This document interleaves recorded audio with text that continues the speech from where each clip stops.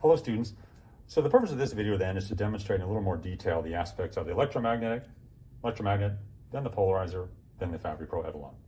So here you have the magnet in front of you here, and I just wanted to point out the various components to it.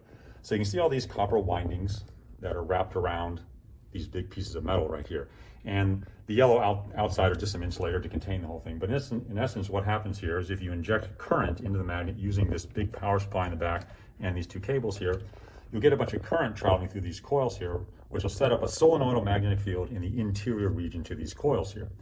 And because there's these big chunks of metal on the inside of the cavity of these coils here, the magnetic effect is just enhanced because of the ferromagnetism of the metal. And these right angle chunks of metal here are clamped down onto the pieces of metal that go through the coil of the solenoid, and that causes the magnetic field then to travel horizontally through these big chunks of metal, and you can see these tapered poles of the magnet inside there. So essentially, when you run current through this magnet, a very strong magnetic field will appear on the interior region of these two poles. I don't know which one is north and which one is south, but it doesn't really matter much for the Zeeman. So lo and behold, what we have inserted right between the poles of the magnet is, of course, our cadmium light source.